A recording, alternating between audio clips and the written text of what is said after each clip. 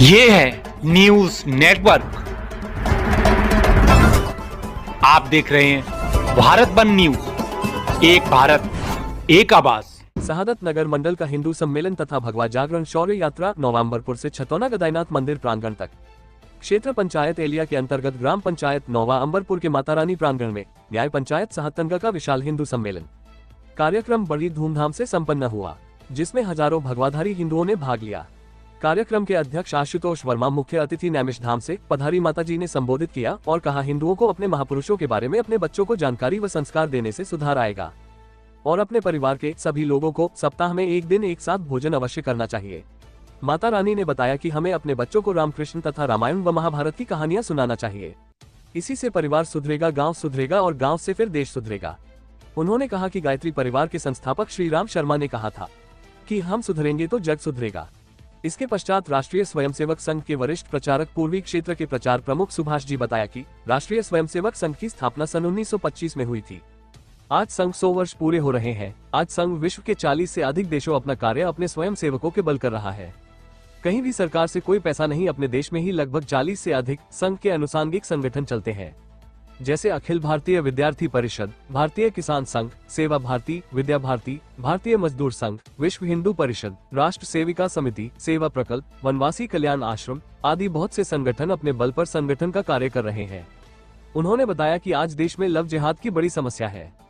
हिंदू आबादी लगातार घटती जा रही है। पाकिस्तान में 21% हिंदू विभाजन के समय था, आज लगभग 1 या 1.5% हिंदू बचा शेष। कहा गया बांग्लादेश में विभाजन के 35% हिंदू था, आज वहां भी मुश्किल से 8 या 9% हिंदू बचा होगा। लाहौर को राम के पुत्र लव ने बसाया था, वो भी हमारे देश का हिस्सा हुआ करता था, आज हमारे से अलग है। सियालकोट में वीर हकीकत राय का बलिदान हुआ था, वो आज हमसे अलग है। पंजाब कश्मीर का आधा आधा हिस्सा हमसे अलग है। कश्मीर में पहले झंडा अलग प्रकार का हुआ करता था और विशेष कानून भी लागू रहता था। आज धारा 370 तथा 35 से हटने के बाद आज वहां की व्यवस्था ठीक है।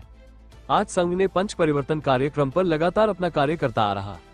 सामाजिक समरसता, पर्यावरण संरक्षण तथा संवर्धन, कुटुंब प्रबोधन, स्व आधारित जीवन शैली, नागरिक कर्तव्य बोध, सामाजिक समरसता के बारे में बताया कि हम अपने आसपास के लोगों से अच्छा व्यवहार रखें और उनके सुख दुख में साथ खड़े होकर समाज संदेश भेजें कि हम सब एक ही माता भारत माता की संतान है।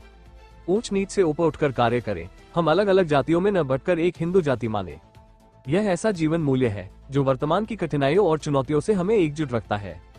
हमें सामान्य जनमानस में ये भावना जागृत करनी होगी कि हर वर्ग हमारा अपना है। रिश्तों में पवित्रता, पति पत्नी का संबंध जन्म जन्मांतर तक माने जाते हैं।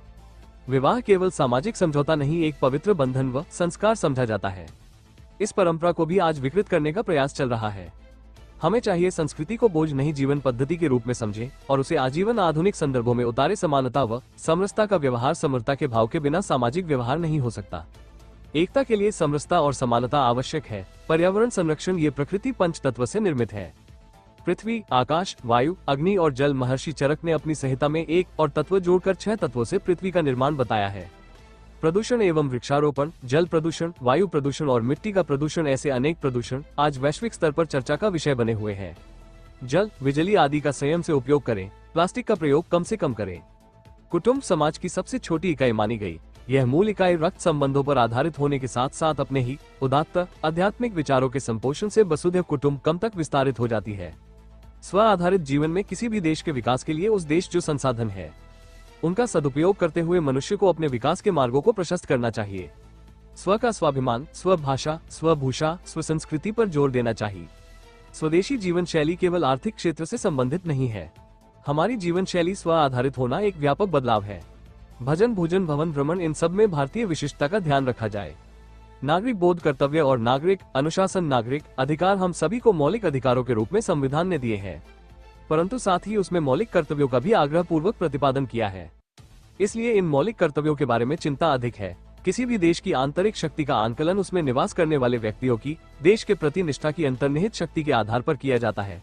नागरिक बोध, ये राष्ट्र मेरा है, ये समाज मेरा अपना है, इन सभी सोच के चलते एक बार भारत माता पुनः विश्वगुरु के स्थान पर विराजमान होगी, तब स्वामी विवेकानंद के सपने साकार होंगे।